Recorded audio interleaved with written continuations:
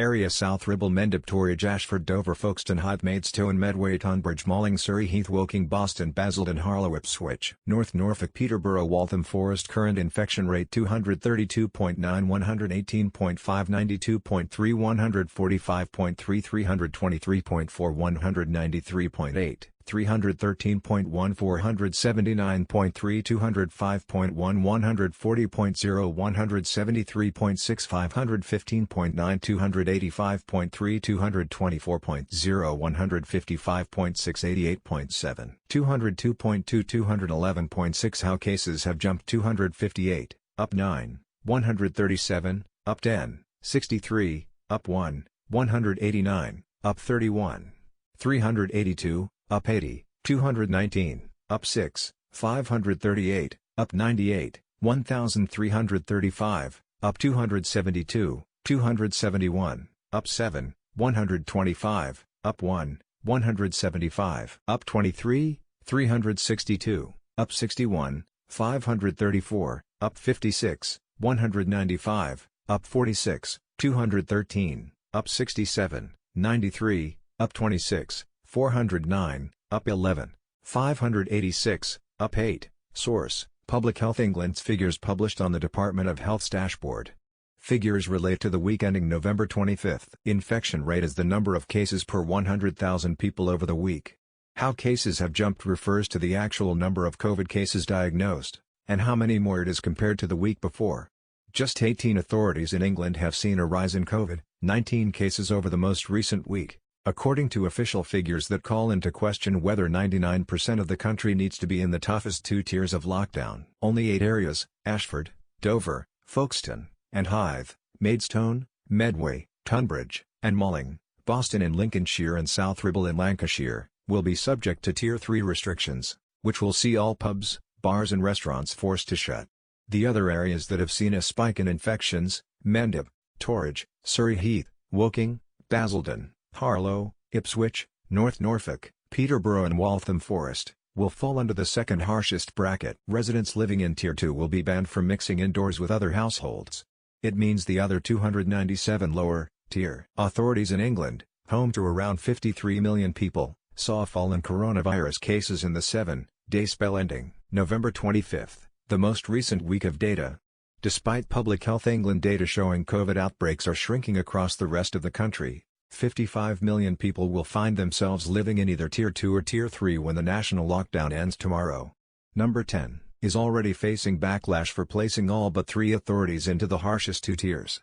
Boris Johnson is desperately scrambling to defuse a massive Tory revolt, with up to 100 Conservatives on the verge of joining the mutiny. Calls for a rethink over Downing Street's move have been reinforced by more evidence that the UK's outbreak is shrinking fast, with just 12,330 COVID-19 infections recorded today and the lowest Monday toll since September. Deaths, which lag several weeks behind infections because of how long it takes for infected patients to become severely ill, are also continuing to plateau. Just 205 COVID victims were declared today, down slightly on the 206 posted last Monday.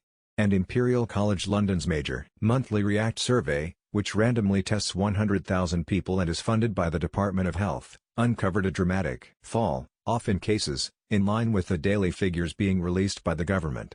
The mass swabbing scheme estimated infections in England dropped from 100,000 per day at the end of October to around 72,000 per day between November 13 and 24. Prevalence halved in the north, the report said. The Prime Minister yesterday dangled the prospect that some areas facing the harshest curbs in Tier 3 could see them eased as part of a review before Christmas. Boris Johnson also announced the new rules would be scrapped altogether in February unless MPs vote in the new year to keep them in place until Easter, but in a letter to MPs, he conceded, these will not be easy decisions. With Christmas round the corner, and the difficult months of January and February ahead, we will need to continue to exercise caution. Note NS advisors. Fear-lax measures before Christmas will mean the virus is better able to spread over the festive period, when restrictions are temporarily eased to allow up to 3 households to mix indoors.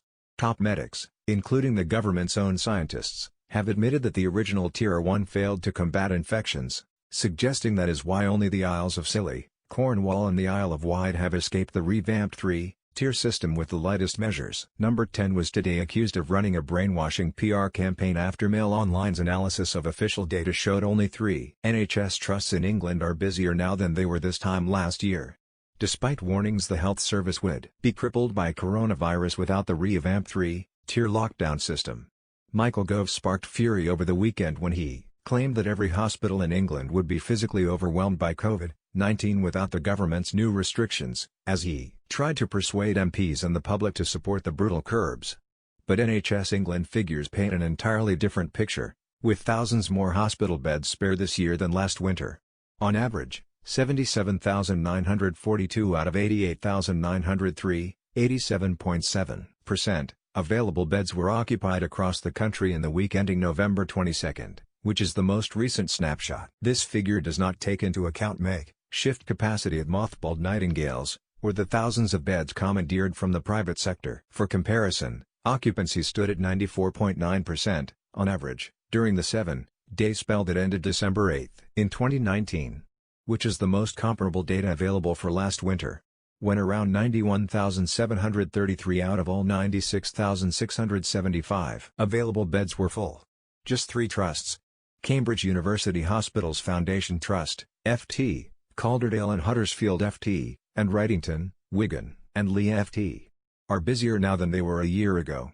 In Cambridge, 769 of 823 beds were full, 93.4%, on average in the week ending November 22, compared to 883 out of 956, 92.5%, last winter. Calderdale and Huddersfield was at 93.3% capacity last week, with 499 out of 535 beds filled, slightly higher than the 92% last December, when 596 of 648 beds were in use. While Wrightington, Wigan and Lee NHS Foundation Trust is almost at full capacity, with 98.7% of its 335 beds occupied. But that figure is still only marginally higher than the 96% from last year. Dr. Carl Sikora, a consultant oncologist and professor of medicine at the University of Buckingham, said Downing Street was running a brainwashing PR campaign with data that doesn't stack up. He told Mail Online, "We've gone back to how it started in March, with the government claiming we need the measures to protect the NHS. The data you've shown me proves that it doesn't need protecting. It's dealing with COVID very well indeed. What the data shows is that hospitals are not working at full capacity and they've still got some spare beds for COVID if necessary. The public is being misled, the data doesn't stack up. Fear and scaremongering is being used to keep people out of hospital." Of the 18 authorities that saw a rise in cases in the 7-day spell ending November 25 compared to the week before, Boston and Lincolnshire had the highest infection rate, with 515.9 infections for every 100,000 people living there. The borough, home to around 70,000 people, is currently England's second worst COVID hotspot, behind only Swale in Kent. Boston was followed by 3 boroughs of Kent, Medway, 479.3, Dover, 323.4, and Maidstone, 313.1. The entire county will be subject to Tier 3 measures from December 2. Only Mendip, 118.5, and Torridge, 92.3, in the southwest saw a rise in cases over the most recent week. Waltham Forest, 211.6, was the only authority in London that witnessed a spike in COVID infections. Scientists and MPs have accused ministers of using finger-in-the-air criteria to make the crucial decisions that will put a wrecking ball through already crippled pubs, restaurants and clubs in swathes of the nation. The figures come as Mr. Johnson today insisted he understands the scale of Tory anger over the new coronavirus steers as he finally published an impact assessment of the measures, but the document claimed it is impossible to gauge the economic hit. The PM appealed for his mutinous MPs to back the new system in a crunch vote tomorrow, as up to 100 threatened to defy the whip and oppose the plan. The government released its assessment of the economic and social effects of the pandemic and its response this evening. But the document made clear that it is not possible to say exactly how the tiers will hit local areas, something that has been a key demand of Conservatives. It also insisted there was no way of quantifying the consequences of imposing looser curbs, instead merely arguing it would be intolerable to allow the NHS to be overwhelmed. The assessment said it was clear that restrictions to contain COVID-19 have had major impacts on the economy and public finances, Even if it is not possible to forecast with confidence the precise impact of a specific change to a specific restriction. Tory rebel ringleader Mark Harper complained that the information was being released too late, just 24 hours before MPs are due to make their decision. This information is what ministers should have been insisting on before they made their decisions, so it surely could have been made available earlier, he said. On a visit to pharmaceutical firm Wockhardt at their facility in North Wales, Mr Johnson said England's lockdown had got the disease under control with the R number, a measure of how quickly the virus is spreading, below 1. He said, "We can't afford to take our foot off the throat of the beast, to take our foot off the gas. We can't afford to let it out of control again. The tiering system is tough, but it's designed to be tough and to keep it under control. I know that lots of people think that they are in the wrong tier, and I understand people's frustration. I particularly understand the frustration of the hospitality sector that has borne so much and been through so much in the last few months, and we will do everything we can, as we have been doing, to protect and to encourage that sector throughout the weeks and months ahead."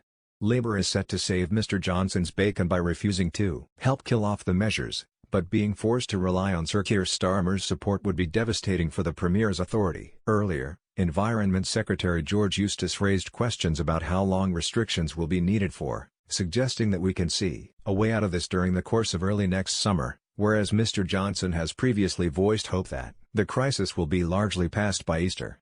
It comes after separate Public Health England data last week showed only 3 local authorities in England saw their coronavirus infection rates rise last week.